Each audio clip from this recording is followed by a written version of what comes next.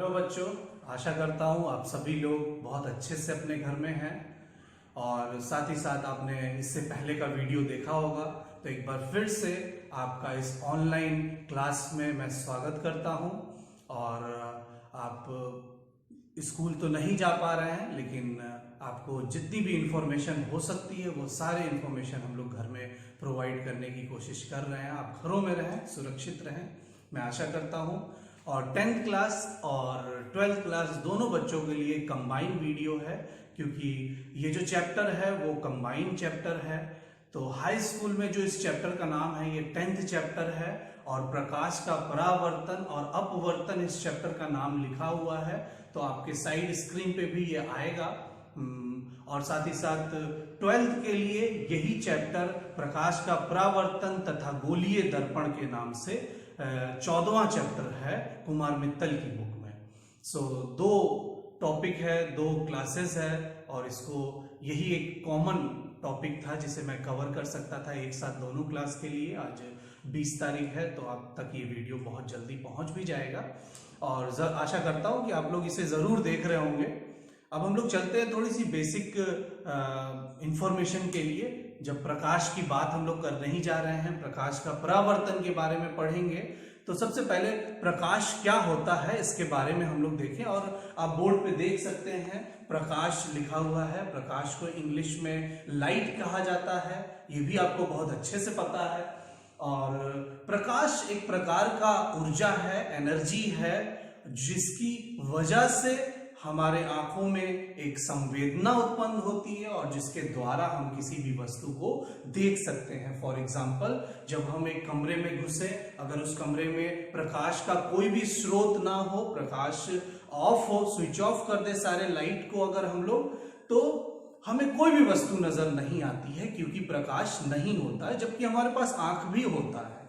लेकिन वही जैसे ही हम कोई छोटा सा भी प्रकाश का स्रोत या छोटी सी लाइट कमरे में जलाते हैं, वैसे ही हमें धुंधली या बहुत अच्छी तस्वीरें नजर आने लगती हैं कमरे की, और कमरे के अंदर हर एक वस्तुओं को हम लोग अच्छे प्रकार से देख सकते हैं। तो प्रकाश ही हमारी आंखों में एक संवेदना उत्पन्न करता है, और प्रकाश बहुत इंपॉर्टेंट है और इसके अंदर ढेर सारे गुण हैं। जब हम इसके बारे में पढ़ेंगे तो हमें आज बहुत सारे इंफॉर्मेशन मिलेंगे।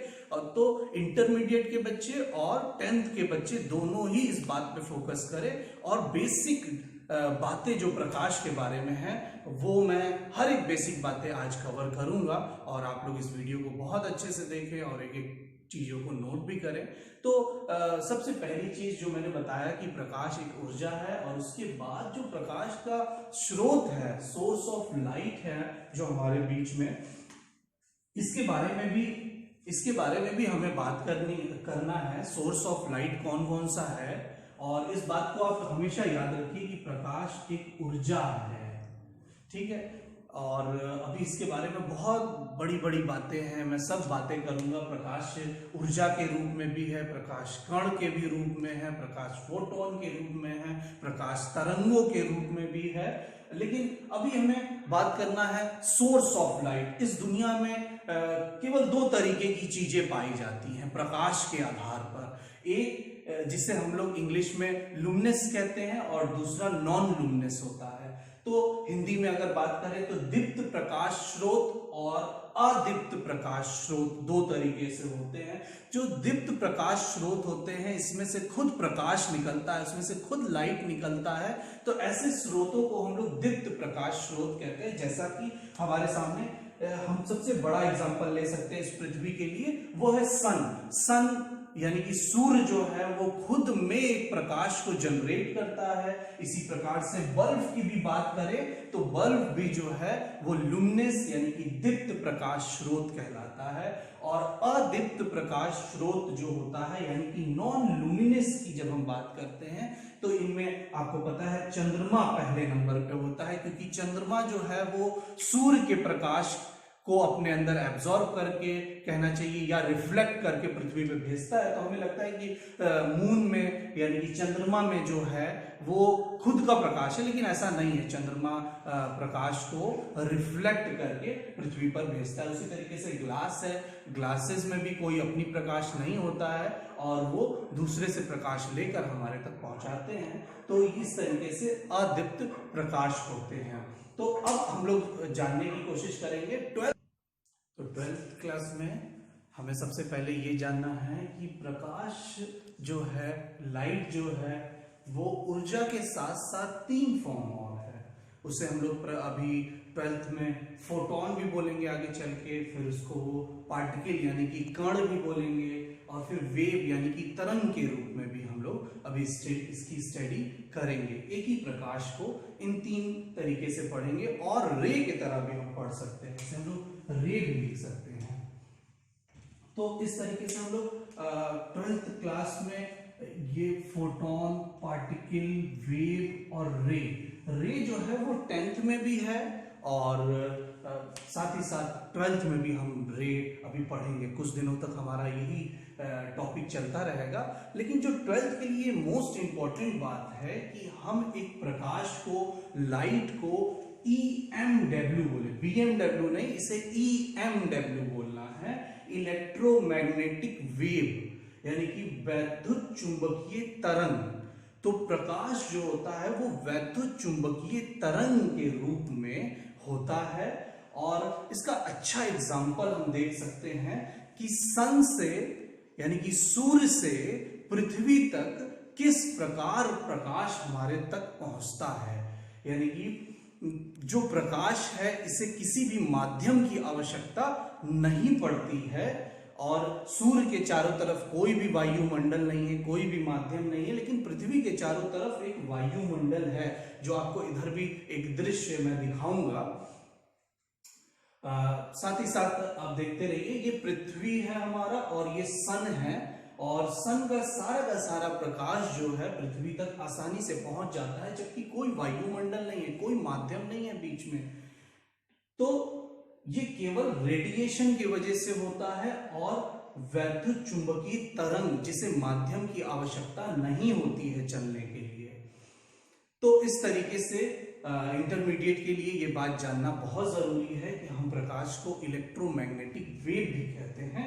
और आपके इधर एक रेंज और दिखाई दे रहा होगा, साथ ही साइड में भी एग्जांपल दिखाई दे रहा होगा एक रेंज का। इसे हम लोग विजिबल बैंड कहते हैं या विजिबल रीजन कहते हैं। आपको दिखाई दे रहा है एक छोटा सा, मैंने जो लाइन खींचा है ना, VR लिख के, इसे विजुअल रीजन इंग्लिश में कहते हैं, इसे दृश्य कहते हैं। इतनी ही चीजें इस दुनिया में, तमाम चीजें हैं, लेकिन हर चीजों को हम नहीं देख सकते हैं।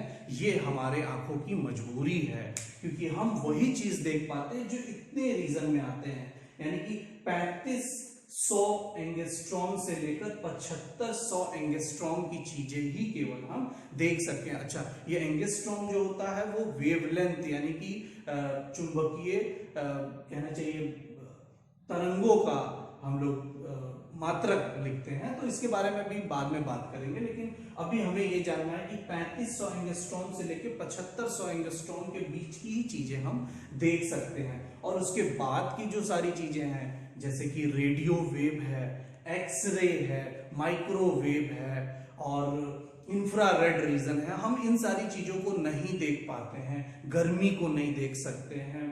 और हम लोग जाते हैं डॉक्टर के पास, एक्सरे, रे का मतलब होता है किरण, प्रकाश, लेकिन डॉक्टर के पास जाते हैं, वो एक्सरे का एक प्रकाश लगाकर हमारे आंखों, हमारे हाथों के हड्डियों का एक्सरे ले लेता है, और इससे पता चल जाता है कहाँ क्या चीज टूटा। वो भी एक प्रकाश है। माइक्रोवेव ओवन में हम लोग खाना बनाते हैं, खाना बना के खाने को गर्म भी कर लेते हैं, वो माइक्रोवेव ओवन में, लेकिन उसे हम देख नहीं सकते। रेडियो, सेल फोन, सारी चीजों में वेव से ही चलता है, लेकिन हम उसे देख नहीं सकते। हम केवल ये विजुअल रीजन देख सकते हैं। एक तरीके से कहूं तो केवल 7 कलर की चीजें ही देख सकते हैं। उन 7 कलर की अब बारे में बात करेंगे, और प्रकाश के गुण पे अब थोड़ा सा नजर देंगे।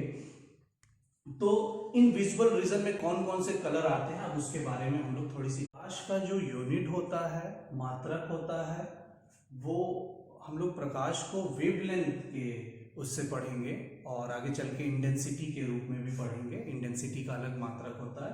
अभी प्रकाश को एज अ वेवलेंथ हम लोग देखेंगे। तो वेवलेंथ यानी कि तरंग दैर्घ्य जो होता है उसका मात्रक एंगस्ट्रॉम होता है और एक एंगस्ट्रॉम में 10⁻⁻10 मीटर होता है। तो बहुत छोटी क्वांटिटी है। और अब हम लोग थोड़े से प्रकाश की प्रॉपर्टी के ऊपर अब ध्यान देंगे और देखेंगे। सबसे पहला जो बात पूछा जाता है कि प्रकाश का खुद में कलर कौन सा है, कि प्रकाश कौन से रंग का है। तो मैं आपको बताऊं, प्रकाश जो है वो 7 रंग का होता है नॉर्मली, लेकिन ये 7 रंग को जब हम मिला देते हैं तो प्रकाश का एक रंग है, उसे श्वेत कहते हैं। प्रकाश जो है वो श्वेत रंग का है। और प्रकाश में जैसे ही हमारे धरती पे प्रकाश एंटर करता है, प्रवेश करता है, तो पृथ्वी की वायुमंडल की वजह से वो 7 अलग अलग कलर में विभाजित हो जाता है, जो आपके सामने है, जो 3500 एंगस्ट्रॉम से लेकर 7500 एंगस्ट्रॉम में होता है। और ये कुल मिला के 7 कलर होता है: violet, indigo, blue, green, yellow, orange, red. तो इस तरीके से 7 अलग अलग कलर होते हैं प्रकाश के, जो आपको इधर साइड में भी इंफॉर्मेशन मिलता जाएगा। और सबसे ज्यादा क्वेश्चन इसी गुण पे पूछा जाता है और सबसे ज्यादा क्वेश्चन इस पे आता है। तो आप एंगस्ट्रॉम का मतलब अब आपको शायद समझ में आएगा कि इसका क्या मतलब है। तो एक प्रश्न जो बहुत कॉमन है, जो इन बातों पर निर्भर करता है, तो पहली बात आप पहले याद रख लीजिए, वो ये कि प्रकाश जो है वो 7 कलर में विभाजित होता है। वो है violet, indigo, blue, green, yellow, orange, red. और इस बात को अच्छे से याद रखिए कि प्रकाश श्वेत कलर का होता है और जब हमारे पृथ्वी पर आता है तो वातावरण के से टकराने के बाद ये 7 अलग अलग कलर में विभाजित हो जाता है। तो 2 प्रश्न में जो सबसे ज्यादा कॉमन होता है और हमारे भी दिमाग में आता है कि क्यों आसमान का रंग नीला है। तो ये प्रश्न बहुत पूछा जाता है। आपको दिखाई दे रहा होगा नीले रंग का आसमान। तो एक बार सोच के देखिए कि आसमान का रंग नीला क्यों है और कैसी कौन सी वजह है। तो कई बार मैं जब छोटा था तो मुझे भी बताया गया कि समुद्र का जो रिफ्लेक्शन है उसकी वजह से हो जाता है, लेकिन ऐसा कोई भी बात नहीं है। तो जब कभी प्रकाश जो है वो सूर्य के पास से आता है, हमारे वातावरण से टकराता है, तो ब्लू रेंज जो ऊपर के रेंज है सबसे कम वेवलेंथ के होते हैं और सबसे पहले फैल जाते हैं ये। तो और यही वजह है कि आसमान का रंग हमें नीला नजर आता है। और दूसरा प्रश्न पूछा जाता है कि जब सूर्य डूबने वाला होता है, जब सूर्य शाम का समय हो जाता है, तो जब सूर्य का अस्त होने का समय होता है तो हमें आकाश रेड रंग का दिखाई देता है, ऑरेंज रंग का दिखाई देता है, लाल रंग का दिखाई देता है। क्या वजह है ऐसा? तो सबसे ज्यादा हाई वेवलेंथ जो होता है, यानी कि सबसे ज्यादा दूरी तक जो ट्रेवल कर सकता है, वो रेड होता है। और इसी वजह से क्या होता है, सारे के सारे जो प्रकाश के जो कलर हैं, इनके कम रेंज होने के कारण, कम तरंगदैर्घ्य होने के कारण, ये सबसे पहले जो होते हैं वो हमारे आंखों से ओझल हो जाते हैं और सूर्य बहुत दूर चला जाता है तो रेड केवल बच जाता है और पूरे आकाश का कलर जो होता है उतनी दूर का हमें रेड नजर आता है। साथ ही साथ दूसरा प्रश्न पूछा जाता है कि खतरे के निशान को लाल क्यों बनाया जाता है, खतरे का निशान लाल क्यों होता है? तो दूर से हम देख सके, क्योंकि रेड रंग जो होता है, रेड कलर जो होता है, लाल रंग जो होता है, वो ज्यादा ट्रेवल कर सकता है और दूर से ही हम देख सकते हैं। गाड़ी का बैकलाइट भी रेड होता है। इस तरीके से बहुत सारे प्रश्न हैं जो आपसे पूछे जाएंगे इन कलर के मुताबिक। कि और भी बहुत सारे प्रश्न हैं, मैं चाहूँ तो एक एक करके पूछूं, लेकिन अभी फिलहाल प्रॉपर्टी जानने के लिए इतने कलर बहुत हैं और बहुत सारे प्रश्न आपके बुक में भी लिखे हैं, वो मैं आपको वीडियो के साथ साथ नीचे ढेर सारे क्वेश्चन भी दे दूंगा। तो अगला जो गुण है, प्रॉपर्टीज है प्रकाश के बारे में, वो सबसे पहला जो मेन फोकस हम लोग करेंगे उस पर तो क्वेश्चन पूछा ही जाएगा। इस पे भी क्वेश्चन पूछा जाता है। जो स्पीड ऑफ लाइट होता है वो 3 × 10⁸ मीटर पर सेकेंड होता है। बड़ा छोटा आपको नजर आ रहा होगा, लेकिन इसे पढ़ के बताते हैं। अगर हम लोग 3 के बाद 8 जीरो लगा दें तो आपको दिखाई दे रहा होगा इतना बड़ा क्वांटिटी हो जाता है। और इसके पीछे से 3 अगर जीरो हटा दें, इसको किलोमीटर में कन्वर्ट कर लें, तो ये हो जाता है कुल मिला के हमारे पास 3 लाख, इकाई, दहाई, सैकड़ा, हजार, लाख। तो 3 लाख किलोमीटर पर सेकेंड इसकी स्पीड होती है। प्रकाश की स्पीड 3 लाख। आप सोच के देखिए, आपने पलक को झुकाया और खोला, 1 सेकेंड हो गया और उतने ही देर में वो प्रकाश 3 लाख किलोमीटर ट्रेवल कर जाता। और इसके बावजूद, इतनी तेज चलने के बावजूद जो है वो सन से जो प्रकाश निकलता है वो अर्थ तक पहुंचने में 8 मिनट लगभग लेता है। 8 मिनट 4 सेकेंड, 8 मिनट 4 सेकेंड में। तो आप इससे अर्थ और उसके बीच का डिस्टेंस भी निकाल सकते हैं।